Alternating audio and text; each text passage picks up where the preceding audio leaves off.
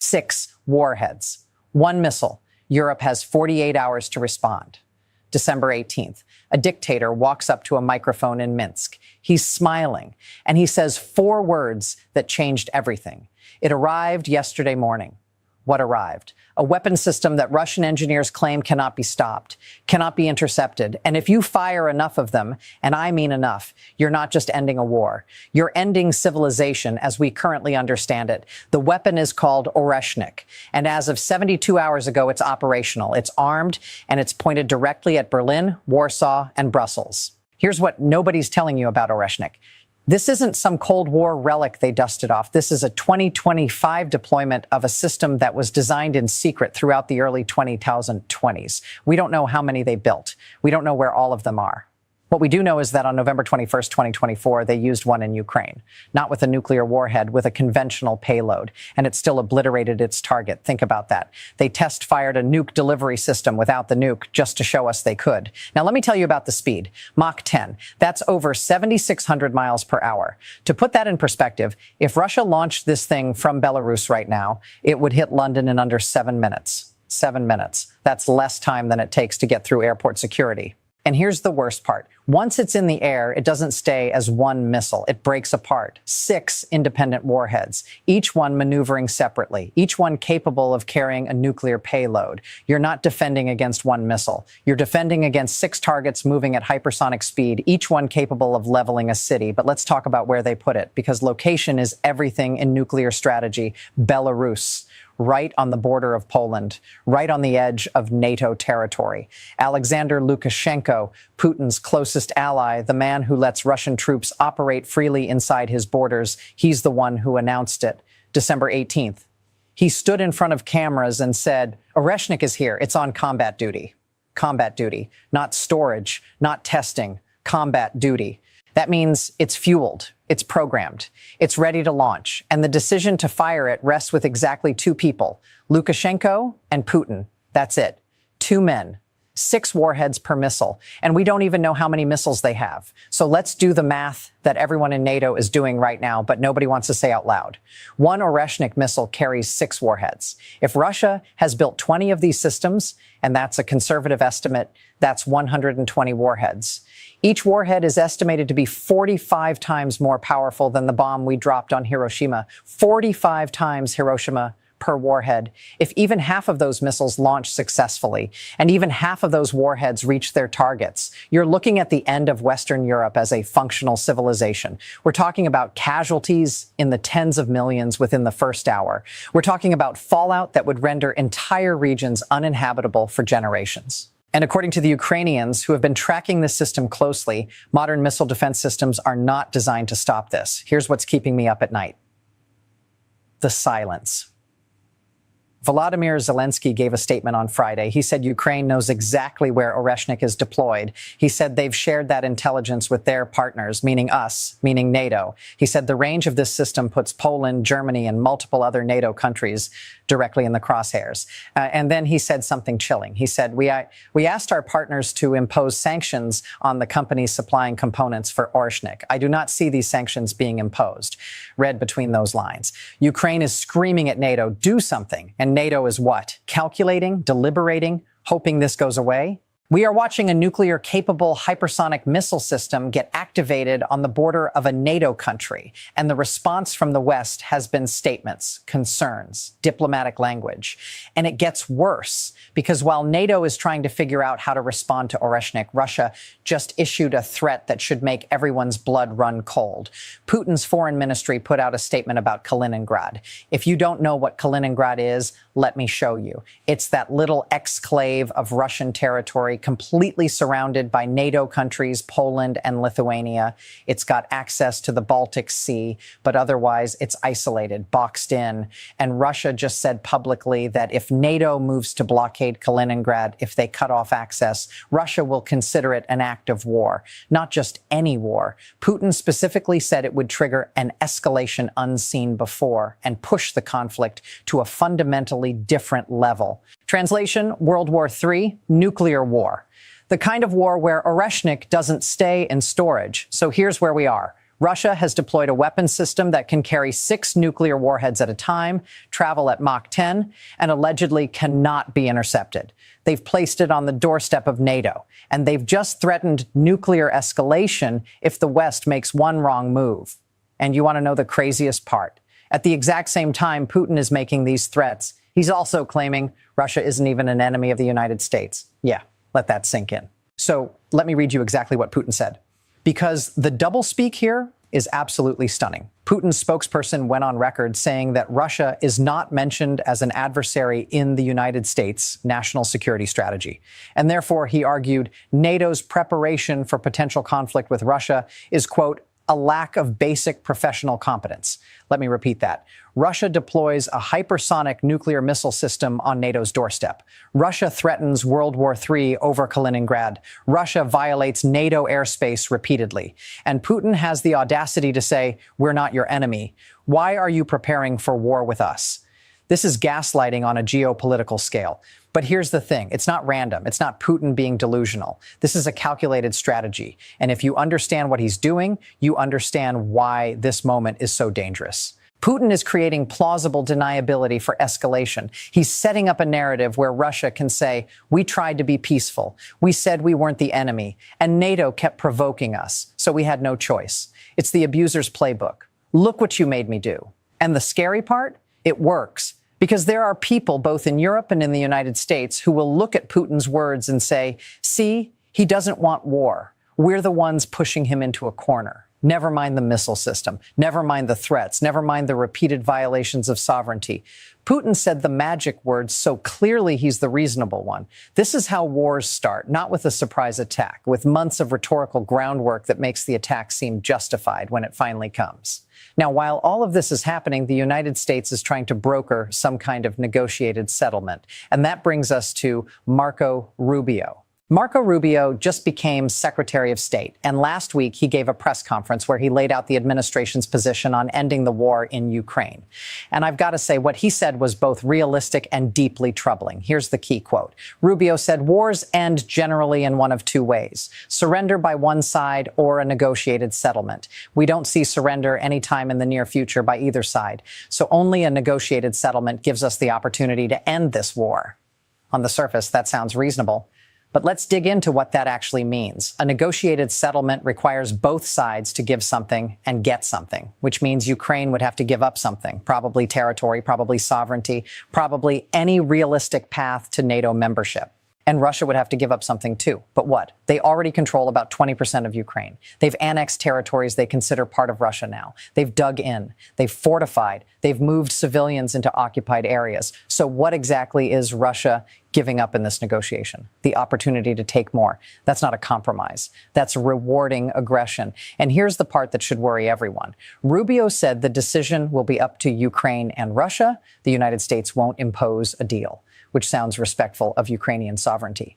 But let's be honest about the power dynamics here. Ukraine is only still fighting because of American weapons, American intelligence, and American financial support. If the United States decides it's done, if we pull back support, Ukraine doesn't have a choice. They either accept whatever deal is on the table or they collapse. So when Rubio says the decision will be up to Ukraine, what he's really saying is we're going to create conditions where Ukraine has no option but to accept a deal, and then we'll pretend it was their choice. I'm not saying that's wrong. I'm not saying there's a better option. I'm saying we should be honest about what's happening. But here's the problem with negotiated settlements in situations like this. They only work if both sides believe they have more to lose by continuing to fight than by making a deal. Does Russia believe that right now?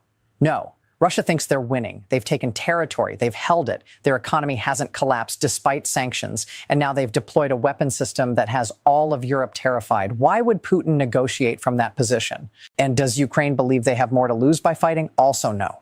Because if they stop fighting, they lose their country. If they negotiate away territory, they're rewarding Russia for invasion and guaranteeing that Putin will come back for more in 5 years.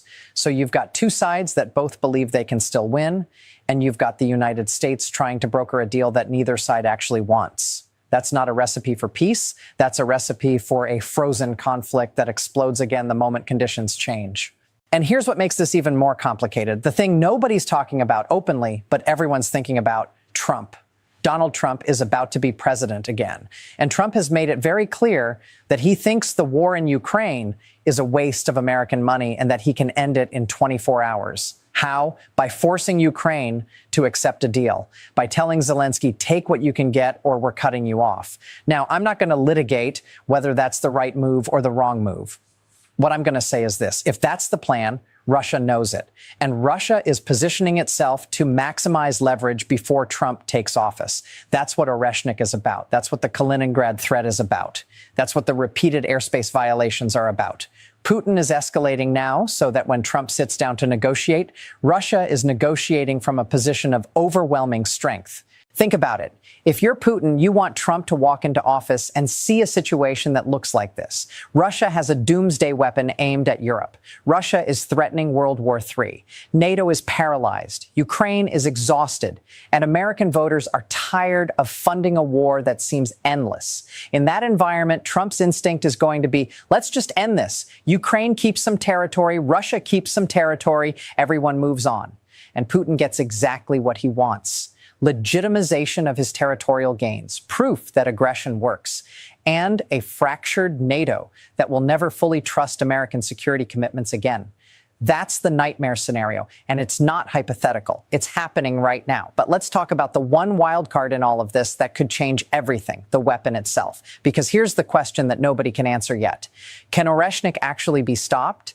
The Russians claim it can't. They say it moves too fast, maneuvers too unpredictably, and deploys too many warheads for any existing missile defense system to intercept. The Ukrainians say their systems aren't designed to stop it. NATO hasn't said anything definitive. The Pentagon has been very carefully silent, which tells me one of two things. Either they don't know or they know, and the answer is bad. If NATO can't stop Oreshnik, then the entire strategic calculus of European defense just changed. Because NATO's deterrent has always been, if you attack us, we'll shoot down your missiles and then we'll retaliate. But if you can't shoot down the missiles, then deterrence only works if you're willing to launch a nuclear first strike, which nobody is willing to do unless they're already under attack. So you end up in a situation where Russia could theoretically launch a decapitation strike, wipe out NATO command and control before anyone can respond, and win a nuclear war before it even starts. Now, do I think that's likely? No. Because Russia would still face retaliation from submarines, from bombers, from allied nuclear powers like France and the UK. But the fact that it's even possible changes the psychology of deterrence. It makes leaders more cautious. It makes concessions more appealing. It makes aggression less costly. And that's exactly what Putin wants. But here's the other possibility. Russia is bluffing. Maybe Oreshnik isn't as unstoppable as they claim. Maybe NATO has countermeasures they're not talking about. Maybe the whole deployment is psychological warfare designed to scare Europe into paralysis. And honestly, I don't know which scenario is scarier, because if Russia is bluffing and NATO calls that bluff, we find out real fast whether the weapon works. And if it does work, millions of people die. But if Russia isn't bluffing and NATO treats it like they are, then we've just sleepwalked into a situation where a regional conflict turns nuclear because nobody took the threat seriously enough. This is the tightrope we're walking right now, and there is no good option. So where does this leave us? Let me lay out the three most likely scenarios for how this ends. And I want to be clear, none of them are good. Scenario 1, negotiated settlement that favors Russia. Trump takes office, pressures Ukraine to accept territorial losses. Russia keeps Crimea, keeps the Donbass, and agrees to a ceasefire. NATO stays out of Ukraine permanently. Putin declares victory. Ukraine loses a fifth of its territory, but survives as a rump state. The war ends, but the precedent is set. Aggression works. And every dictator on earth takes notes. Scenario 2, frozen conflict. No formal peace deal. Fighting continues at a low level for years. Russia holds what it's taken. Ukraine keeps fighting with whatever support it can get. Oreshnik stays deployed. Europe stays terrified. And we're right back in a Cold War standoff, except this time it's hot in one specific place and could go nuclear at any moment. Scenario 3. Escalation. Something goes wrong. NATO accidentally shoots down a Russian jet. Russia launches a limited strike on a NATO country. Article 5 gets triggered. The U.S. has to respond. And suddenly we're in a shooting war between nuclear powers. I don't like any of those options, but those are the options.